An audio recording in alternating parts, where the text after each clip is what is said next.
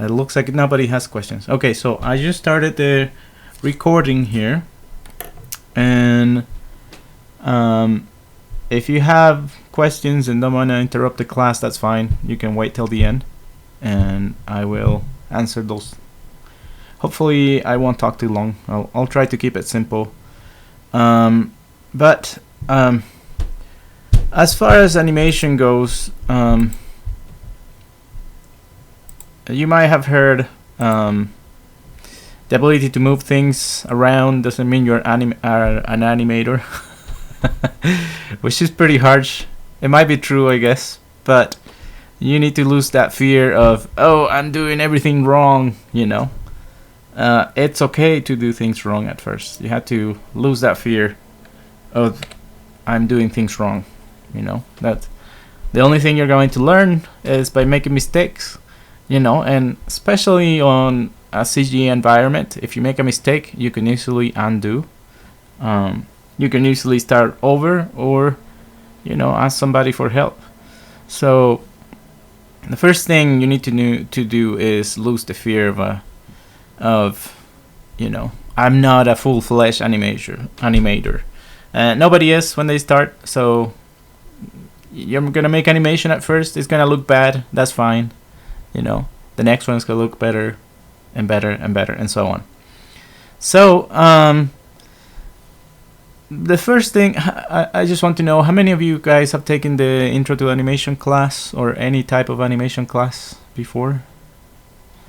You can either type it. Alex is taking one right now. Clayton is taking Intro to Animation. Anybody else? Sarah hasn't. Next semester,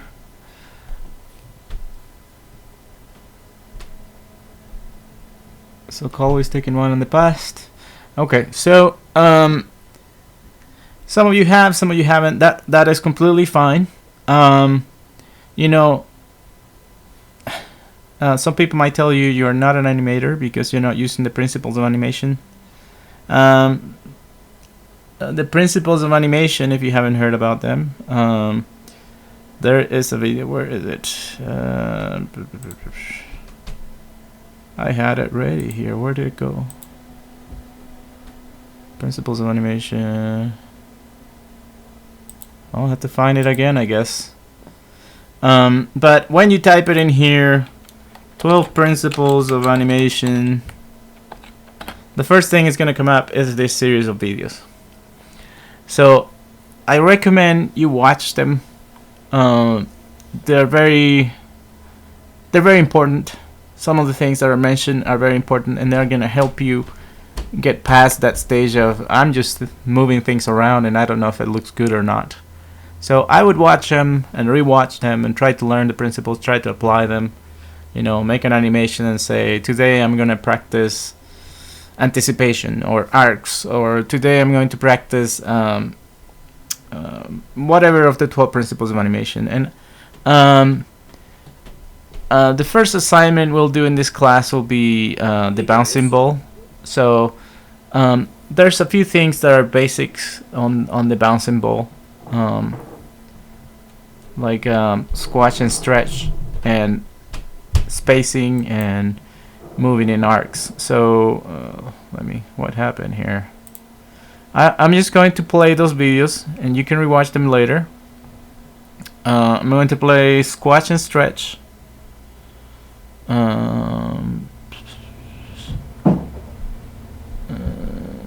slow in and slow out, and arcs. Yeah, so we're gonna watch those. They're really short, like this one's 2 minutes. So let's just watch them. Video series dedicated to the 12 principles of animation, as described by the legendary animators Frank Thomas and Ollie Johnston. So the first principle is squash and stretch. This is the principle that animated objects will get longer or flatter to emphasize their speed, momentum, weight, and mass. Here's a bouncing ball that has squash and stretch. And here is one without squash and stretch. See the difference? The amount that an object squashes and stretches says something about its mass. The more squash and stretch, the softer the object. The less squash and stretch, the stiffer the object. This first one looks like a water balloon, and the second one probably would be a bowling ball. Squash and stretch applies to characters too. Look at how this figure is stretching from the speed that he's coming down with, and then he squashes after he lands before settling in his pose. You can also use squash and stretch to exaggerate facial expressions. Let's add some squash and stretch to this face. When his eyes are closed, his face is squashed, and when he opens his eyes in disbelief, his face stretches up and settles back to normal. It's very important to keep the volume of the object consistent. This is what a lot of people mess up with when they're first trying to do squash and stretch. They'll elongate the ball like this and flatten it like this. This is what you should not do. The overall volume of the ball must be the same. So as the ball gets longer, it also gets narrower. When it gets flatter, it also gets wider. The same goes with cubes. If you're going in with one line, the other lines must go in the opposite direction. The cube should start out narrow, get flat, get narrow again, and then rest. In-betweening with cubes is easy because you can measure the line in between the two lines and then connect them to make the cube. If you master squash and stretch with cubes, the next step is to try to do it in 3D. Another important note is that the ball does not have to be stretching the entire time that it's falling. When it's just starting to fall, it should have its normal shape for the most part. And then when it's just about to hit the bottom, that's when it has the most stretch. So do not overdo squash and stretch in this sense. Alright, that is all I've got for squash and stretch. The next principle will be anticipation. Hope you learned something, and I'll see you guys in the next video. Okay, the other one we're going to watch is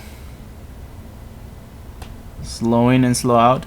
A note on squash and stretch: the one problem I get with students is too much squash and stretch. Too much squash, you know. It's true, it gives your character more life, but you also have to consider the style you're going for. Are you going for realism, or are you going for cartoony style?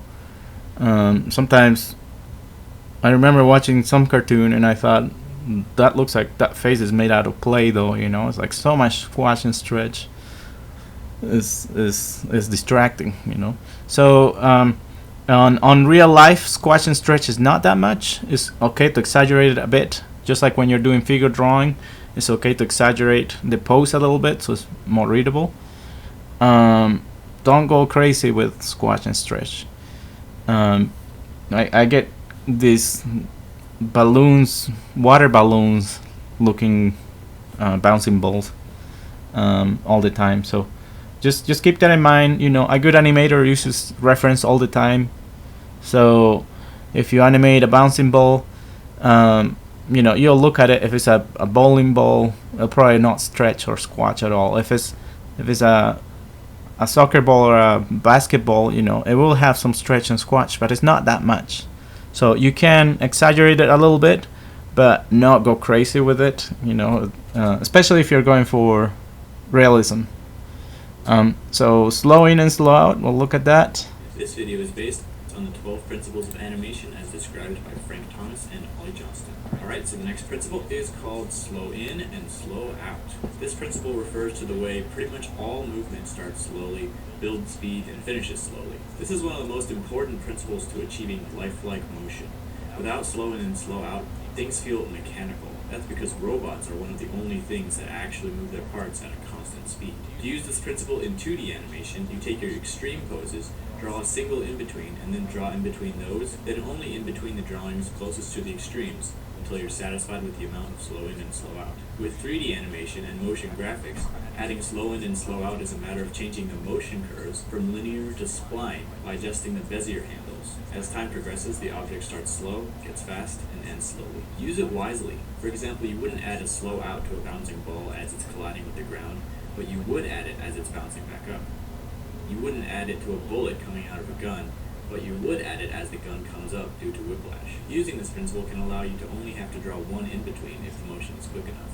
Draw one in-between and then add another frame on either end, with the drawing slightly skewed in the correct direction, and then it's done. Sometimes you don't even have to add the one in-between. This kind of motion can be achieved in 3D with very extreme curves. Many people starting out with animation get impatient and draw the next frame very far away from the beginning. It's very unrealistic for a character to go from completely still to super fast, so adding a few drawings to ease into it will fix the problem. A good way to fix a choppy animation is to analyze the space between the drawings.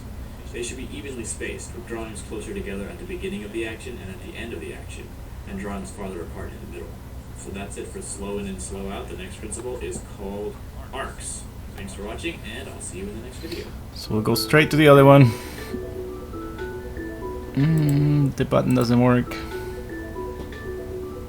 But I do recommend you watch all of this. They're really good. This guy did an excellent job. He's made those stick figure animations that are really popular. I don't know if you've seen them before, but they're really good. This video is based on the 12 principles of animation as described by Frank Thomas and Ollie Johnston. Alright, the 7th principle of animation is called arcs. So very few organisms are capable of movements that have a mechanical in and out or up and down precision. Most living creatures will move in a circular path, otherwise known as an arc. So let's say that we were given these key poses and were told to fill in the poses in between. Simply taking the midway point between the poses will not work, because this looks way too mechanical. The ball needs to follow an arc. Of course, we also need to consider the slow in and out caused by gravity. When doing this in 3D and motion graphics, we can achieve this effect by keeping the movement in the x-axis constant, but giving the movement in the y-axis a slow in and slow out. This will give the ball its arc. Now let's look at this head turn. Right now it looks pretty dull and straight, but if we add an arc to it, it gives it a little bit more character. Forgetting about arcs can lead to some obvious mistakes. For example, we may in-between this movement by calculating the midpoint like this and cause the shape of the object to shrink. If we were to draw a simple arc as reference, then this movement would be a lot easier and more realistic. Arcs can be added to almost any figure movement. This guy is landing on the ground. Let's have his body settle in an arc. This guy is reacting with shock. Let's have his body and arms follow an arc. This guy is taking a step. Have his body move down and up in an arc before he even takes his next step. This guy is kicking. Have his leg and body follow through in an arc. When movements are very fast, you can add arcs in the form of a smear. You take the beginning and end pose and draw an arc in between and fill it in the same color as the object, maybe slightly transparent or fragmented towards the end of the action. So that's it for arcs. Next we will be discussing secondary action. Thanks for watching. Alright, so those are the ones that I want you to watch first, just because we're going to be animating a bouncing ball first. Have you guys seen those videos before? Just out of curiosity, anybody seen those videos before?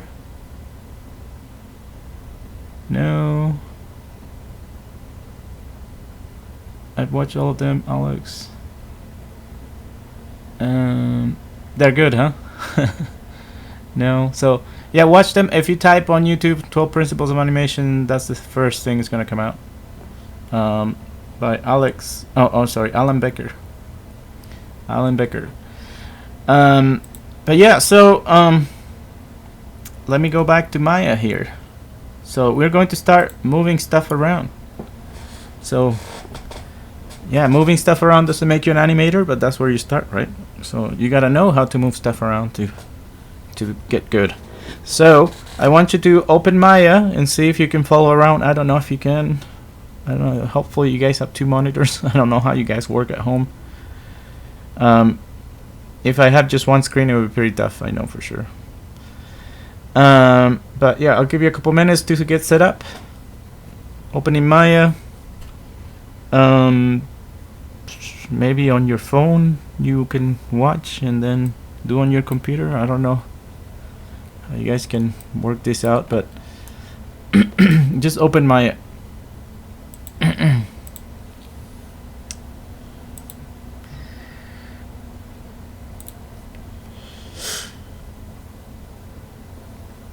Okay. Alright, so till now we've been working on the modeling workspace, right? So there is a workspace for rigging and animation, and I'm going to talk about rigging in a little bit first, just because it's what people usually know the least about. and it's very necessary for animating things in 3D. And also about parenting. I'm gonna give you some parenting counseling here. No, not parenting, but parenting things in the 3D realm. So, and parenting is just like in After Effects when you had the first class, that you had one layer that could follow another layer. In 3D is you can parent one object to another. So let's say, did I make the cube or not? No, nothing. Okay, so I'm gonna hit a cube here. Here's my cube. And I'm gonna put it over here, and I'm going to create a sphere, and I'm going to parent these two objects. So to parent an object, you just select the child first, and then the parent second, and you hit P. Okay, so now those objects are parented, or the cube has a parent, that's the sphere. So the cube can have any animation on its own. You know, it can move and go around and rotate and do whatever it wants. But when the parent leaves, you know, kind of like my kid when we go to the store, he runs around and stuff. But when I leave, he has to come with me. So any animation the parent has will affect the child, but the child can have its own animation. And now if you look at the outliner is this button here on the left side of the screen. This has a list of everything on your scene. So it shows we have 4 cameras, and you say, what? We don't have any 4 cameras. Yes, we do. We have, when you hit spacebar, you have the perspective camera, the side, front, and top, right? Then we have our sphere, and if you look by the sphere, it looks like it's selected, but it's not. It's just light blue. I mean, not dark blue, I should say. If you open the group, you see there's a child to this sphere, and that's the cube, and that's highlighted. So sometimes people will select the wrong thing, you know. So you have to make sure you have the right item selected, because if you select something inside of a group, it looks like it's selected, but it's the child that's selected in this case. Same with grouping. I see a lot of copying and pasting in Maya, which is from new students, which is usually not a good idea.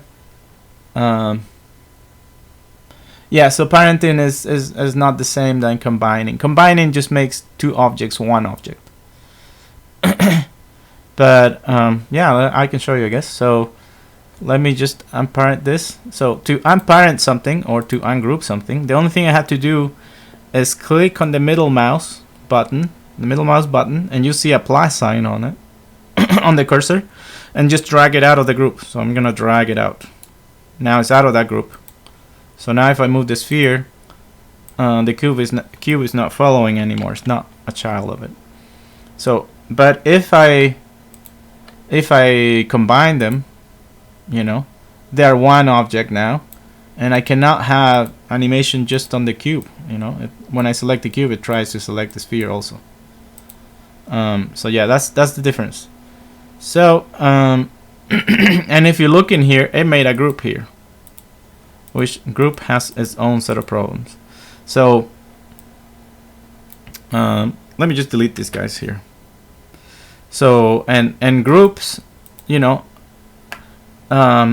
it's also confusing, like when you're copying and pasting, and it starts making groups, and you see all this is a symbol for group and the outliner, and there's nothing on them, but there's still, it says I still have the group. So, and I'll show you why that is useful. So I'm going to delete these groups, so I have nothing again. So when you group something,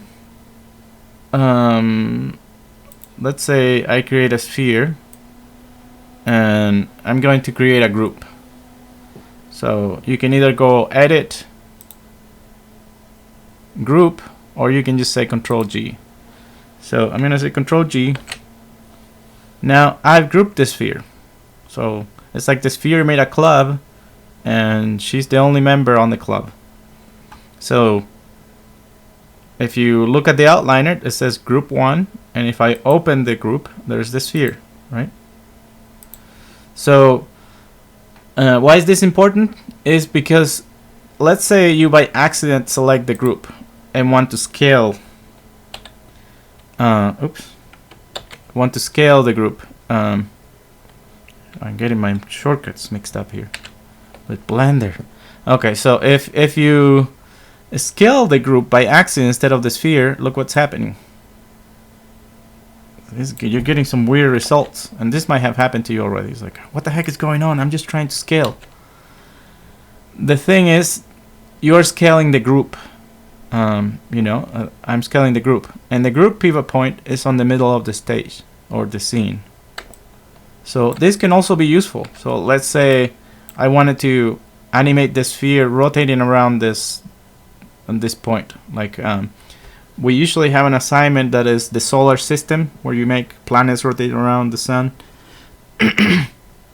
I decided to do away with it just yesterday because I think you guys can understand this pretty simply, and just move to animation right away, which is most likely what you want to do. So let's say I wanted to animate this sphere rotating around the sun. I know I have this grouped. I just moved it outside. I'm moving the member of this group out to the side. I can select the group and rotate the group. So let me go to the channel box. As I've mentioned many times, all animation is recorded here on the channel box. So I have the group selected and the sphere selected because it's inside that group. So now if I rotate the group, the sphere is gonna rotate with it because I'm rotating the group from its pivot point, right?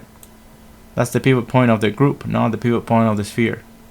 So I could easily, put a key in here at frame 0. So and now I'm gonna talk about this in a second here. I could put a keyframe in here. I just have to right click in here and say key selected, then move up in time, let's say to frame 38, rotate the group and key it again. And because my group is rotating, the pivot point of the group is on the middle here. It's making my sphere go around the center, right? So that's a group. And a parent is the same thing than a parent, but the group is empty. There is nothing on it. The group is an empty object that you create nulls in After Effects. So a group is something you don't see, but it does have a pivot point. It does have properties you can animate on its own, and whatever is inside the group will be affected by that animation. So I don't want my sphere inside the group anymore. I just middle mouse click on it and drag it out, and now I have an empty group. I'm just gonna delete it. Is that clear? I just, before I move on, is that clear? Like a parent in a group, they affect the children or people inside the group. Let me see the chat here. Is that clear enough? Yeah, clear.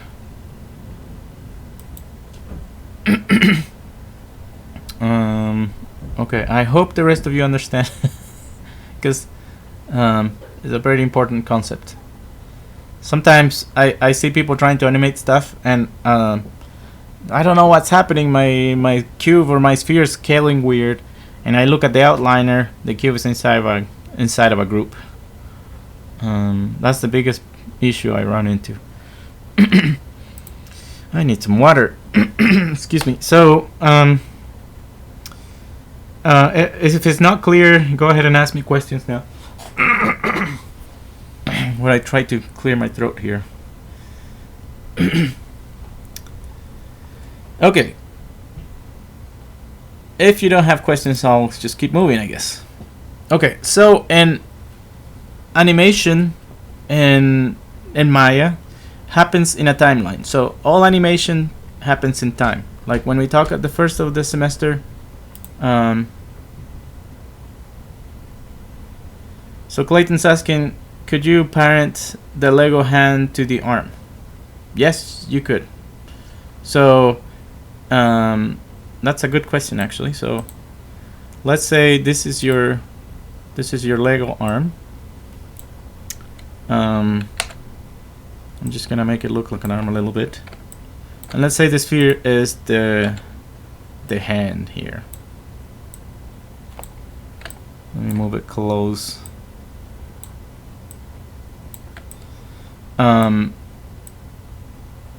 So remember, you always pick the child first and then the parent. So in this case the hand would be the child.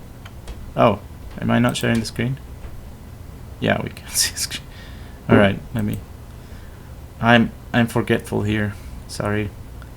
I keep forgetting I need to share. Okay, so let's say this is your arm for the Lego.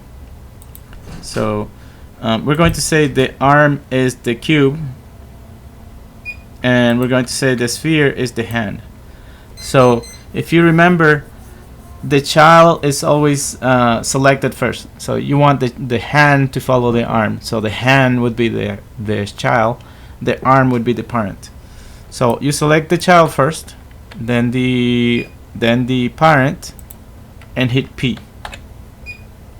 Now those are parented. So if I move the arm, the child will follow. And let's say I didn't want the pivot point to be here. You can just hit D on your keyboard. That's your pivot point. So I can edit it. I move it to the shoulder. And now if I hit D again, I'm out of editing the pivot point, and I can rotate the arm, and the hand would have to follow. I can key it if I want to, so I can right here see and the property that I'm rotating or moving. So in this case it's rotate X. I can right click in here and say key selected, and then change it in time, rotate it some more, and key it again. So the hand has to follow. And now because this is a child, it could have its own animation, it could be rotating or doing something different. So yeah, you can animate completely with parenting. The only thing you have to worry about is changing pivot points. So let's say I wanted to move my hand, but I wanted to move from the wrist. I would have to move the pivot point right here, and now when I rotate the hand, oops, I had to be out of pivot point edit, so I had to hit D again. Now when I rotate the hand, the pivot points changed, is there. Oh, but I'm getting this kind of problem, and this has to do with something else that I'm gonna talk about later, but yeah. So before you start animating, all your pivot points have to be they have to be set, and your what's it called, your geometry has to be frozen. So I'm gonna talk about that in a second here, but okay, so you can animate with parenting, completely with parenting. If you're short on time, you can do that, just parent something to something else, and it'll move and follow the parent. So let's say we're going to start adding complexity here. So let's say you have a robot, and this is its forearm, and I'm going to duplicate it and make its arm. Let's add a hand too, so let's add a hand.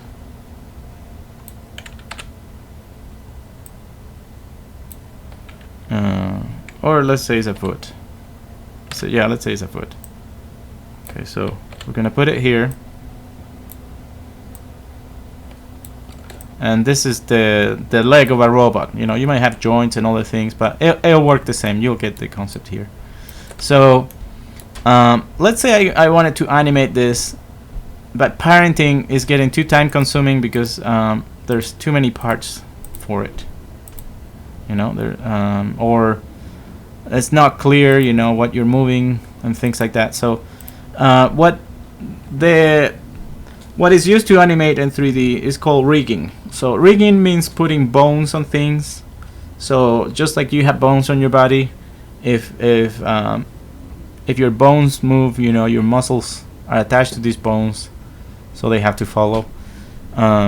So in 3D, you have bones, and you attach your mesh to these bones, or your geometry to these bones, and when you move the bones, it has to follow. So we're gonna add some bones to these things, so we can animate them a little bit easier. So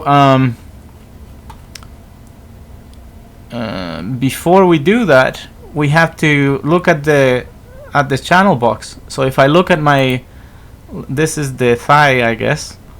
If you look at the channel box here, it's saying, oh, I'm remembering that you moved that box up, and that you also scaled it. So let's say I'm animating and I'm on frame 200 of my animation, and I want to reset the position. I want to reset the position to how it's now. So let's say I have the leg over here, it's walked away and it's bent, doing a squat or something, and I think I need to reset my position. I would have to remember this number, like, okay, what was my position to reset it? 5.138, and my scale was 3.103. No, you don't want to be remembering any of that, right? You want this to be its default position. This is like your reset position. So to make that its default position, you reset these numbers to 0 and the scale to 1, and that's done by freezing your transformations. So if you click in here, freeze transformations, you'll see, okay, I guess this is what you want this object default position to be, is 0, and the scale, how they scale now, that's the 1. So I need to freeze the transformations on everything I'm animating. So I'm going to see same deal with the cube on the bottom. It has a weird number for translate, a weird scale. So I'm going to say, no, that's its default, so please freeze transformations. I'm going to do the same to the foot, which has a different scale and a different position. So freeze transformations. And it's this button that looks like a snowflake, or you can go into modify, freeze transformations. So now I'm clean and ready to rig these things. So rigging sounds complex and scary. It is not at all. So it can get pretty technical, and if you know rigging, you're more likely to get a job in the 3D industry. I think it goes QA, Q&A, which tests games, modeling, animator, and rigging. You know, you have a level of professionalism that, you know, adds up, so you're more valuable. So rigging is important, especially if you're animating on your own. So let's say I want to add bones to this. So all you have to do right now, we've been working on the modeling menu. So I'm going to switch it over to rigging right here. So rigging will change the top menu. You'll see new options here on the top. And there's also a tab here that has some of the same options. But I'm going to, you know, rigging can get really broad. There's a class in animation and rigging that talks about this in very detailed, but I'm going to simplify it, you know, because why complicate things? So you can either pick rigging, creating bones from here, or you can go skeleton, where is it? Create joints. It's the same thing. You see the same symbol there. So I'm going to say create joints. And it's easier to do this from the orthographic views. So I'm gonna maybe in here. Yeah, this probably be good. I'm going to click in here and create a bone. So you just select the tool and you click, you'll see it creates a bone. It looks like a sphere with the triangle on it, or the pyramid, I guess. So there it is. I'm gonna hit enter. The bones are created. That's all there is to making bones. Okay. If you want to move it or rotate anything, it's easier to move from the first bone, which is the base bone. You know, so you move from here, or if you want to adjust it, you rotate from there also, from the base. Okay. It's a lot easier than rotating from the bottom up. So there's a hierarchy here that you want to follow. You always start from the base bone and move down the chain, not the opposite way, because that messes up everything.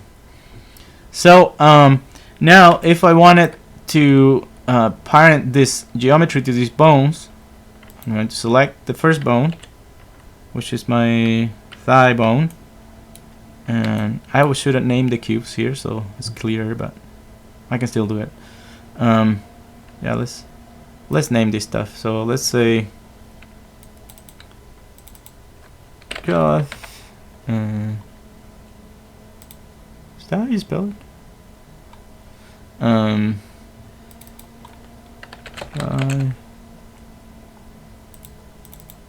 Foot. You know, depending on where you work, people will have different naming conventions. You know, some might call it upper left leg, or L, thigh L, you know, thigh right, you know. You'll have to come up with your own naming convention if you're rigging stuff. But so I'm going to select the thigh here, and I'm going to go down the chain. I'm going to select the bone. I'm going to hit shift. Remember, you always select the child first. So you might see, oh, it's selecting the whole chain, and that's fine. You're still just parenting to this one bone. So I'm going to hit P. Now this cube is parented to the bone up there. I'm going to select the lower part of the leg, select the bone, holding shift, hit P. I'm going to select the foot, geometry, select the bone, hit P. Okay, and I'm going to hit 5 to see the geometry again. So now if I animate the bones, my geometry is going to follow. Okay, so it's fairly simple. You know, and you can create animation like this. Oops.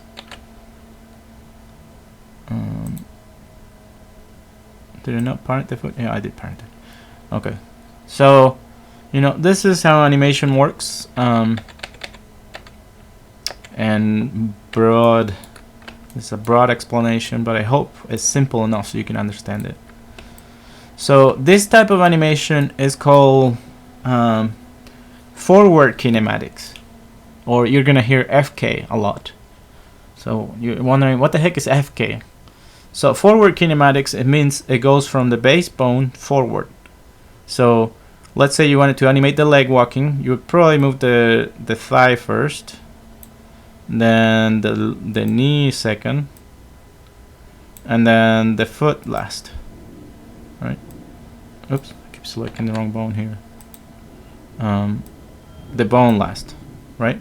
So you're going forward from the base, forward kinematics. Okay, kinematics is just motion.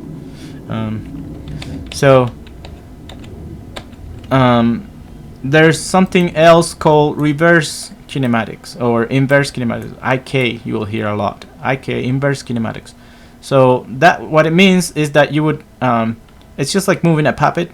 You would move the foot, and the chain of bones would react to it. So usually in here, what you do is you select one bone, and then the other one on the bottom here, and this could be an elbow too, you know. And you go to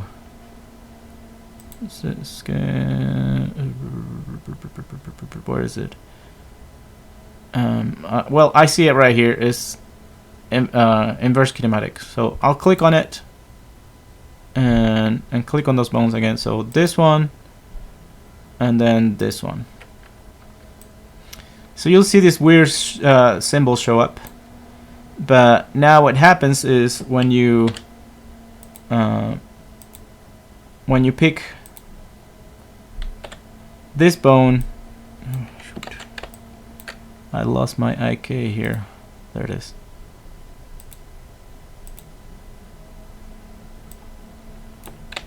Why is it not working? There it is. Did I not click on the right spot? I think I might not have clicked on the right spot.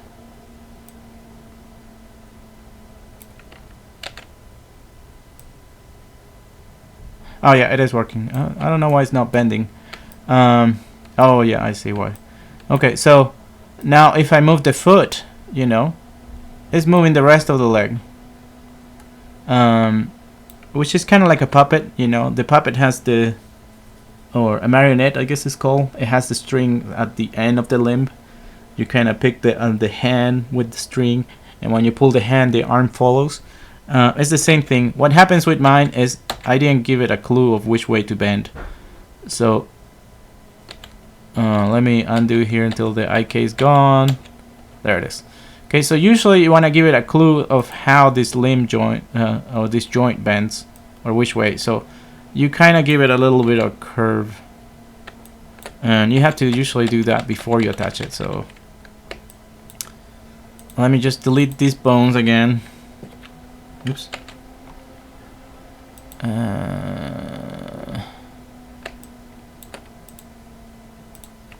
So I'm going to select them.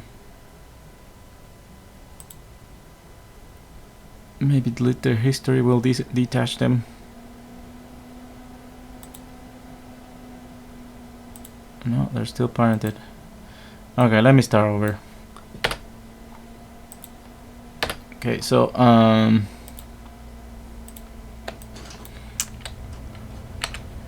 I just gotta make the bones here, duplicate them, you know, and I'm just gonna make this too. So again, anytime you start rigging, you gotta have your geometry where you want it and have the transformations frozen. So I'm going to again select my top, freeze transformation, select the bottom, freeze transformation. Now if I do the bones again, so I'm going to go rigging and get the joint tool, and I'm going to go to the side view somewhere that's easy to rig this. So Robinson? Yeah. I hate to be difficult. Can you put the foot back? It was making sense with the foot, and I'm scared it's not going to make sense without the foot. Oh, okay. Yeah, certainly I can do that. Let me just put the foot here. Duplicate this, move it down, scale it. So we have a foot and it makes sense. Okay. There we go. So I have it here. It has a transform history. We want to delete it. So I'm going to go edit, or I'm sorry, modify, freeze transformations. Now that's back to 0. The scale's to 1. And sort is 2 guys. If you want to, you can delete the history too, so that's not carrying all this history around. So I'm going to delete the history too on each one of these guys. That one has no history. That one has no history. So I'm looking in here to see if there's history. Okay, so I'm just going to put the bones again in here. I'm going to go to the side view. And come on, full screen. There we go. And I'm going to grab the joint tool. I'm going to click in here, make the knee, and I'm going to bend the knee a little bit so it knows which way it wants to bend. You know, so, and the ankle and the foot. And I'm going to hit enter. My bones are done. Oh, spacebar. Now, if I look in here, I need to parent the geometry. So I'm going to parent this to this bone. Oh, come on. Hit P. This to this bone. Hit P. this to this bone, hit P. So let's see if it's working. Yeah, it is working. Now I'm going to create an inverse kinematic joint. So I think you click on the, I can't remember which one you click on first, to be honest. That's probably why I haven't rigged something in a long time, but I'm just going to click on the tool and then click on the top. I think it's the top one, and then the bottom one, and that should do it. Let's see. Yeah, there it is. So see, now now instead of having to go from the base, rotate the base, then grab the knee, rotate the knee, grab the ankle, rotate the ankle, it's inverse kinematic. So I'm grabbing the foot, and when I move the foot up, what the heck? My one screen here is changing. It's changing inputs. Sorry. I don't know what the heck is going on. Okay, can you guys hear me? Oh, shoot, now I can't hear you. Dang it. Let me just turn on this. Give me 1 sec. I think my one of my kids is directing his show to my one screen, which is a TV, so I can't hear you. So give me 1 sec. Turn it on. Just 1 second. Technical difficulties.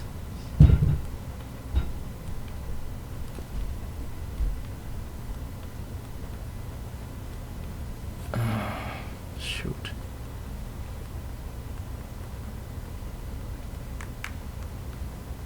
No. Dang it. Just 1 second. Sorry, you guys.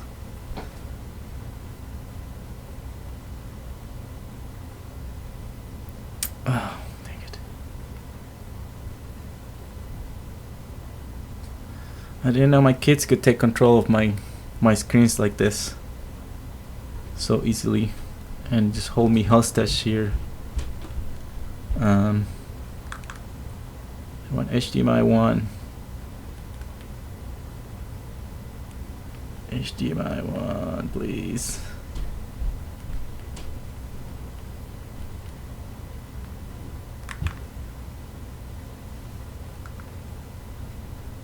HDMI 1, come on.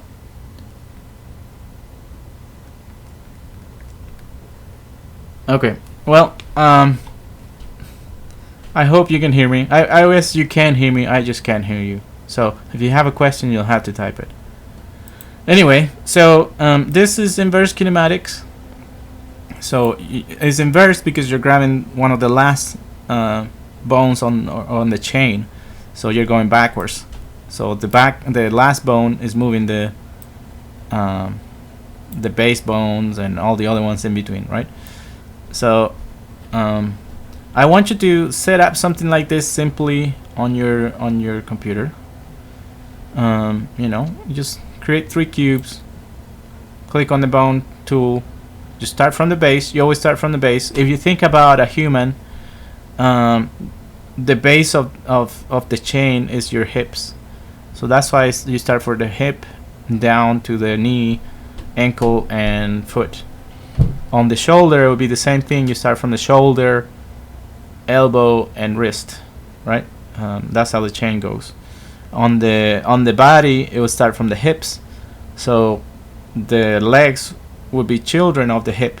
So the hip goes up to the neck. So hip, waist,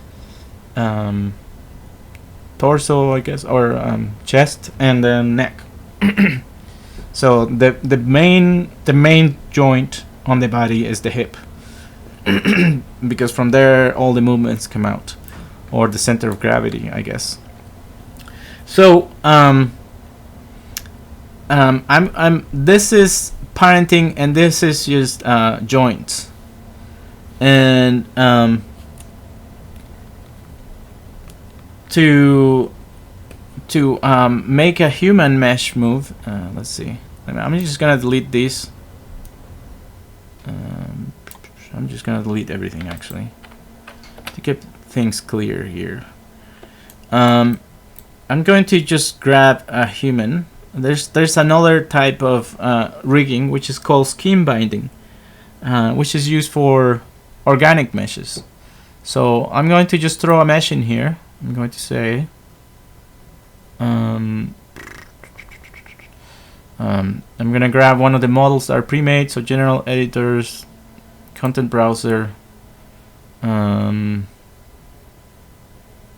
modeling, and I'm gonna grab one of these meshes. So let's say this body right here.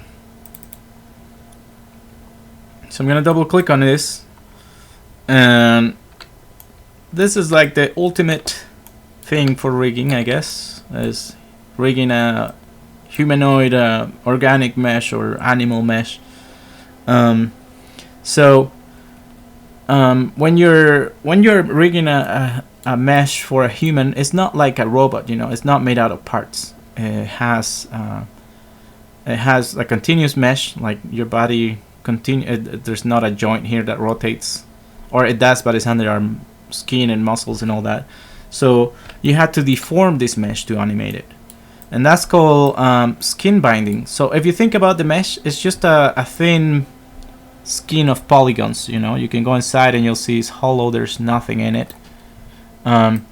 So when you rig something like this, it's the same process.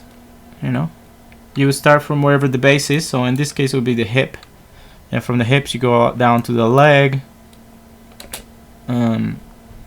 From hip to thigh, leg, ankle, right? And then from the hip up to the spine, like the waist, the chest, the clavicle, I guess, and the neck. And then from this main bone on the clavicle, you would go up to the shoulder, to the elbow, to the wrist. Yes, there is ways to mirror the joints, and I'm just gonna show you on the very basic terms how this works, just so you can see what I'm talking about. There's a class for rigging and animation that's after this, and we're gonna animate some, but not in depth. Let's put it that way. So I'm going to click on the rigging bone just like before. And I'm gonna think, okay, where is the shoulder? Probably about here, and the elbow is probably about right here. The wrist is here, and there's the hand. Okay, and I'm gonna hit enter, so that joint is done.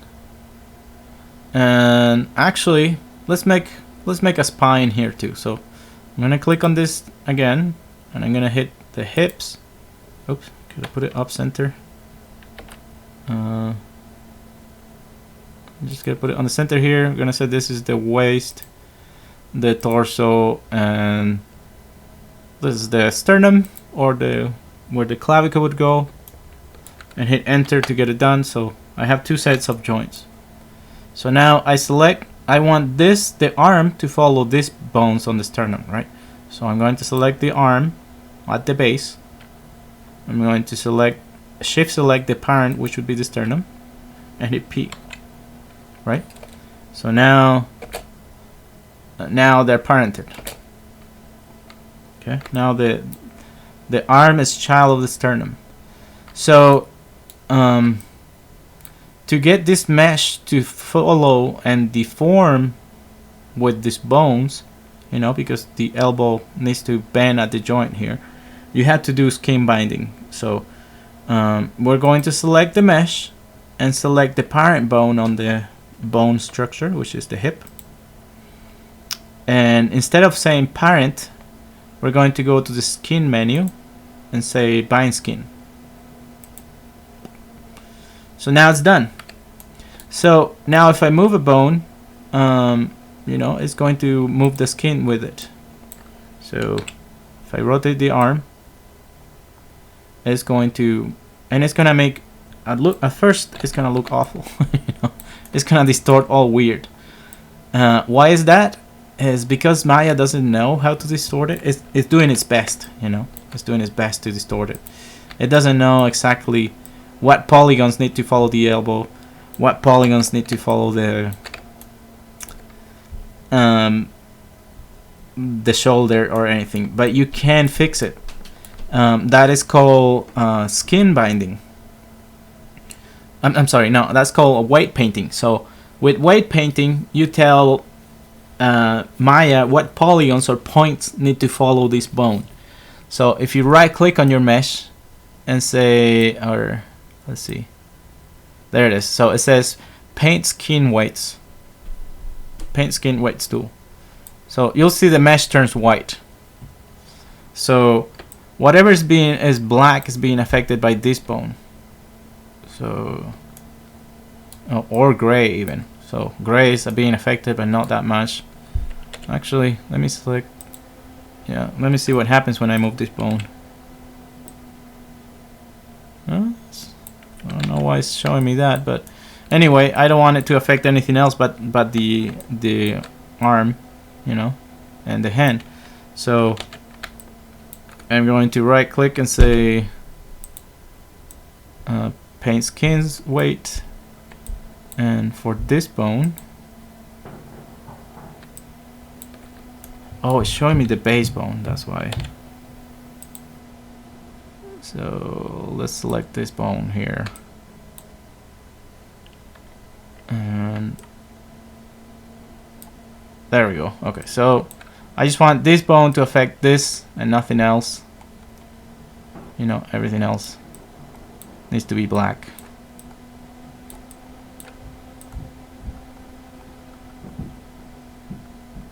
So in here, paint select, I think there's remove. You know, this is how you paint what's affected by what, but let me see what it's doing now. Yeah. Oh, I guess black is affected, white is not affected, so I made it backwards. But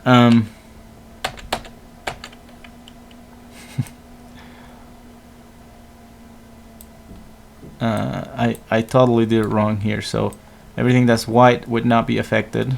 So I don't want it to affect any of this. So I could make my brush bigger and just say, do not affect this stuff, please. Just the elbow down. Oops. Ah.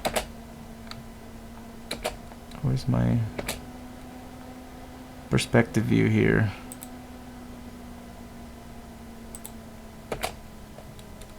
So just affect the, see, it's affecting all this other stuff that I don't want to move when I'm moving the elbow. And even if it's a little gray, you know, that means it's affecting it.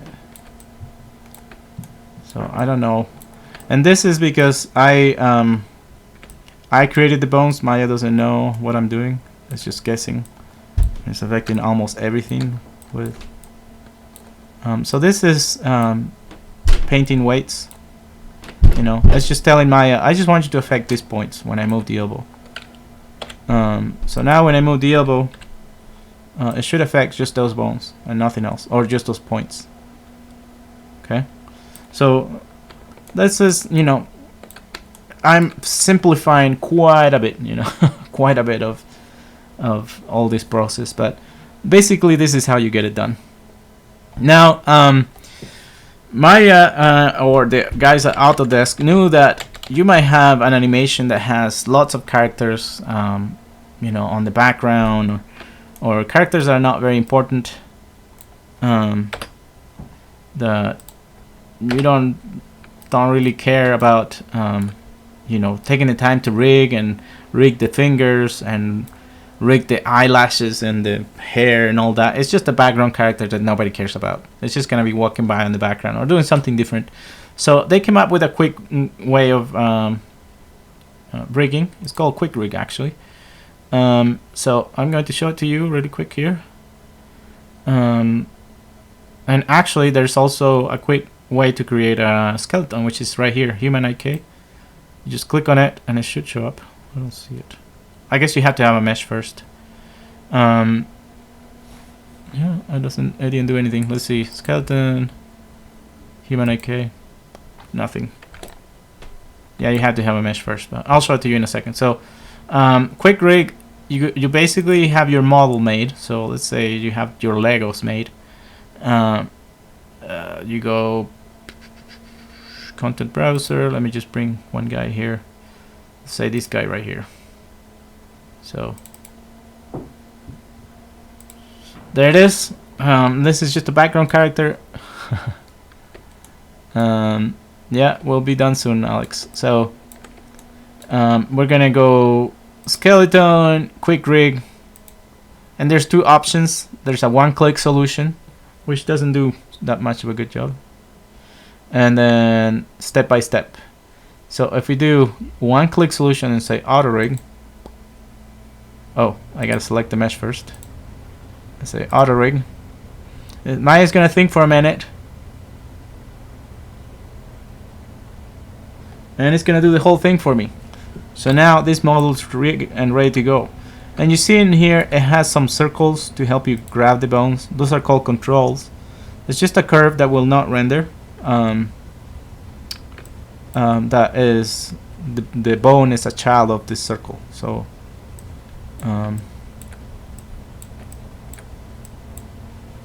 did it do it? I don't know if it did it or not. Yeah, it did do it. So you know, it's ready for you to go. It has the inverse kinematics on the knees, so when you push the hip down, the legs are going to bend. They're bending a little weird. They're like crossing. So inverse kinematics has these poles that you can should be able to move around to move the knees. It's not working for some reason.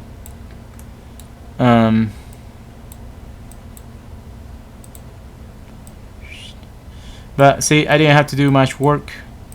I didn't have to do any work, actually. And I could start animating right away. You know, making him dance or do whatever you want.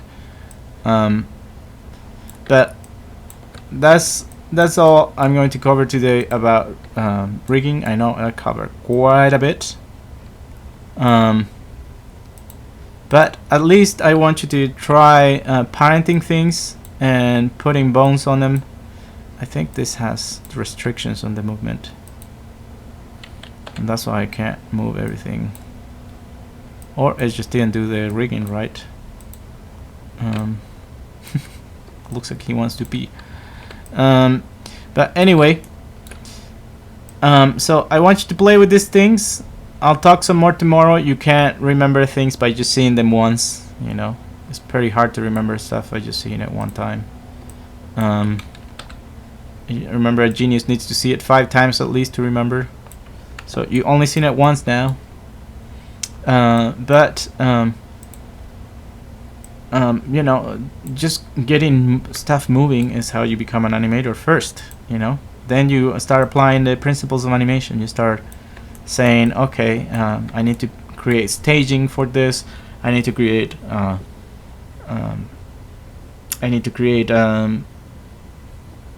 secondary motion. I need to follow arcs, you know, all those things. So the first thing I would do if I were you, I would just watch those 12 principles animation videos that we were watching at first. Watch them all. Watch them a few times. They're pretty entertaining and they're really short. Then see if you can remember how to rig something, you know. Just click on the tool. Start always from the base. So if you're rigging an arm, you start from the shoulder, elbow, wrist. If you're rigging a leg, hip, knee, ankle. Torso would be hip, spine, however many bones you have in the spine. Then something like sternum, where the clavicles come out. If you're rigging the leg, it's sternum, neck, head. Okay, and I'll let you play with that for today. And tomorrow we'll talk a little bit more about animation. Yes, if you have questions about your Lego scene that's due today, please stick around. And if you're good with this and you want to play with animation, please go ahead and do. And that's all for today. If you have questions, stick around. If you don't, you can leave. I'm good. let me see if I can get my screen working so I can actually hear you. Thank you, Nanette. I'll see you. I don't know what's going on here, but let me see if I can fix it so you guys can actually ask the questions. Yeah, it's my kid that's casting the show to my TV. So let me go upstairs really quick and tell him to stop doing that. Just 1 second.